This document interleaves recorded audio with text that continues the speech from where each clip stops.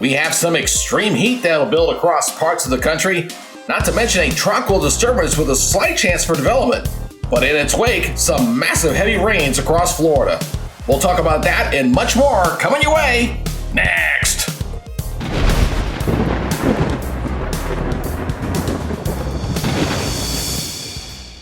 Welcome back, everybody, to the Weather Nerds YouTube channel. I'm your host, meteorologist Greg Majeski, your personal weatherman. And before we get started, we got plenty to talk to, as you saw there in the introduction. But you could please do me a favor, as I'm trying to grow the channel. If you could please consider subscribing to the channel, hit that notification bell so you learn on future content. And as always, if you like what you see, leave me a comment, give me a thumbs up down below, as it truly does help with the YouTube algorithm. Obviously, the goal of being a YouTuber is you want to try to grow the channel, and I can't do it without your help.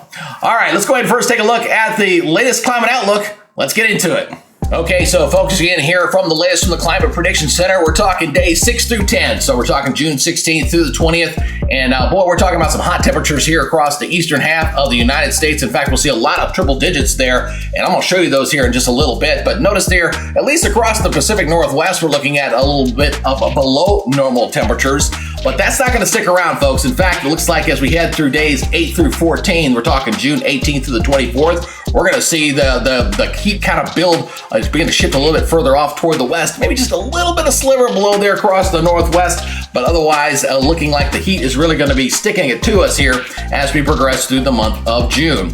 What about the precipitation outlook? We'll start off again at days 6 through 10, at least across the areas of the eastern third of the United States, or say the East Coast. We're looking at below normal precipitation sitting right through here. We are going to be seeing above normal precipitation here across South Florida, especially over the next several days. Some of those rainfall amounts will be quite heavy, and we'll illustrate those as well. And as we go in through days 8 through 14, it looks like we see things generally fairly seasonable. There is a little bit of pocket of some drier weather here across the Intermountain region, but generally either near normal or a little bit above normal here across the northern tier of the United States, as well as across the southern tier of the United States. In fact, South Texas may get influenced with another tropical disturbance over that way as we head through the forecast period. And I'll show you that here in just a second as well. So we're talking about the tropics. Obviously, we got some disturbances out there. So let's go take a look at the latest from the NHC. So as we've been talking about for a little while, we've been expecting this area of disturbed weather into the Gulf of Mexico. And right now, the National Hurricane Center is only putting this development zone in only about a 20% chance of seeing that. It's kind of in a hostile environment. We've got some high upper level winds. And of course, when it comes to that kind of thing, high upper level winds is something that the tropical systems just don't like. Now, seeing development is not unheard of. It's exactly where you would expect it to be, climatologically speaking, as we're looking at the southeastern coast and back into the Gulf of Mexico. And that's what we're seeing right here over the next potential 7 days for development there. Now, let's go ahead and take a look at the latest satellite imagery. The big picture here across the continental United States as we're continuing to watch the clouds increasing here across the eastern Gulf of Mexico and across Florida, which is going to be bringing some very heavy rains, regardless of whether it becomes a tropical depression or storm or not. In fact, we can go in a little bit closer and take a closer picture of this, and you can see we've got maybe something trying to swirl around in here over on the side of this, but there is some stronger winds, especially here to the north. You're seeing these higher upper level winds here to the north of the system. So as this thing tracks off toward this direction, it's going to be moving into the most hospitable environment, to say the least, for tropical development. All right, let's go ahead and take a look at the latest model run and see what the European model does with this system and how conditions will continue to look across the rest of the United States going into this upcoming weekend. Okay, we're going to first kick things off by looking at the European model here. So we're going to be focusing in here on Florida as we're going to watch that tropical disturbance that's going to kind of rake the South Peninsula area there with some very heavy torrential rains here over the next several days, as this will be moving off the coast there. And we'll have to watch very closely to see if we get anything out here to potentially develop once it gets into this zone here in the next couple of days. But right now, again, with the strong wind shear that's expected to be moving through here, I'm not expecting a whole lot. It'll be kind of a bit of a fight if that was in fact going to happen. But you're going to see this thing slowly kind of pull on off, and we'll see there's still the rain kind of linger there across portions of South Florida. Let's go ahead and take a look at the big picture for the rest of the country. I'm going to zoom myself out of here a little bit, and we'll back this up once again. We are going to be seeing a cold front that'll be diving down here from the south. You kind of got the indication here as this is kind of pushing this way with a bit of a frontal boundary, kind of moving out of Canada and settling in across the northeast just a little bit. But no major storm systems will be kind of moving in across most of the country. You can see where this front kind of gets stalled out a little bit, I should say, as it kind of moves in here through the mid-Atlantic and down heading in toward Kentucky as we head for this upcoming Friday. Could see a cluster of thunderstorms about here across the plains areas. This will need to be watched closely for the potential for maybe some severe weather here as we go in late in the day on Friday, as that begins to move on up into, say, areas of Minnesota there. So this is going into Friday into Saturday. So couldn't rule out some hefty thunderstorms in there as well for this upcoming Saturday. But the big picture really coming in on Sunday is the fact that we're going to have a lot of heat that's going to be building in across a lot of the country. So expecting triple digits across a big swath of the country. We'll take a look at those temperatures here in just a second.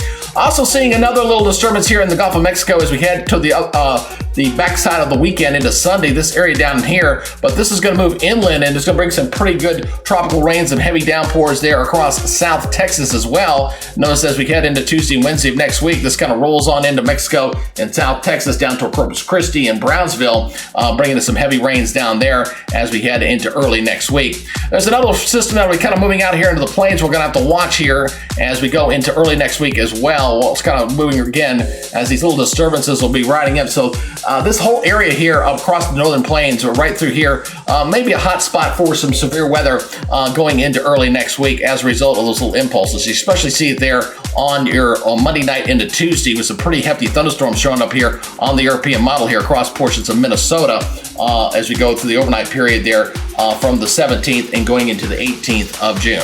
All right, taking this thing all the way out here. Again, we'll see the rest of this run. Again, you see another cluster of storms again there across portions of the Dakotas and into Minnesota as we go into the day on Tuesday as well. But again, the end of the run, we'll see just kind of a frontal system kind of stalling out here across the Midwest once again, and just a plain old hot and heat just building up across the south central United States as well as the southeastern portion of the United States as we go into next week. So switching over to the temperature profile here on the European, I'm going to take you through the entire run here, and I just wish you'll watch as this heat is really going to build here across a big swath of the country here as we go through the next 9 days or so. So watch as this thing just kind of pulses. It's almost like just a breathing animal as the heat is really just going to intensify and kind of encompassing a greater and greater portion of the country as we go through this upcoming weekend, especially going into Sunday, and definitely going to linger straight into the middle and end of next week. It's going to be quite warm, and by the end of this run you just see how much of the country here is looking at 90-degree plus temperatures covering a big swath of the country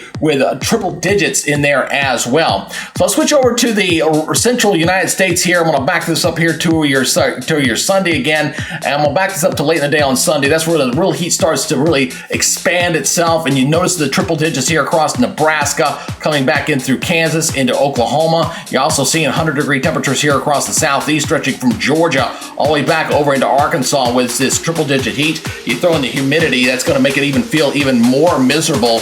And you notice even though we get a bit of a frontal system here trying to beat this down up here toward the north, it's really not going to be pressing on to the south. So if you're seeing the heat by this weekend, expect it not to go anywhere, folks. It's going to stay quite hot and quite humid. Notice here by the day on Thursday next week going into the 20th, you're still looking at a pretty good large swath of the country looking at temperatures in the triple digits here across the south central United States back into the southeast. It's going to be quite warm and quite hot, so those air conditioners are going to be working overtime.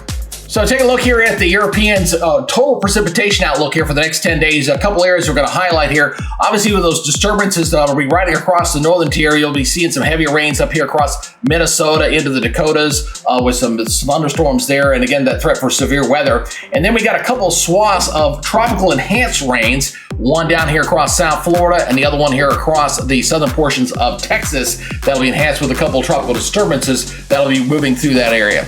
Let's go ahead and focus specifically on Florida here, and you can see some of these rainfall totals. Again, we're talking excess of 10 inches of rain down here, and it is much needed because they've been dealing with the drought conditions down in that portion of the state here for some time. So as we switch on over and take a look at the drought index, you're going to notice this right through here is the fact that we do see drought conditions here across South Florida as well as parts of South Texas. So it looks like we could see potential drought busters thanks to the tropical influence of some of that moisture. So although the calendar may be saying summer, looks like we're going to be quite busy here over the next 7 days or so. So those folks in South Florida will be getting hit with that pretty heavy rain down that way. The high plains, especially going in the next week, needs to be very watchful for a more active severe weather potential. And of course, the big chunk of the country will be dealing with some very hot temperatures with triple-digit temperatures. And unfortunately, your electric bill will be much higher as a result. So wish I had better news there. And yours truly will be watching this every step of the way. And if you'd like to get some updates like this in your YouTube feed, all you gotta do, subscribe to the channel. It's easy to do. Just hit that subscribe button, hit the notification bell so you're alerted on future content. It'd be a pleasure, it'd be an honor to be one of your weather sources out here in the YouTube universe. All right, that'll do it for now. You guys take it easy. We'll see you on the next edition. Until then, be good, stay safe, and we'll see you next time. Bye-bye for now.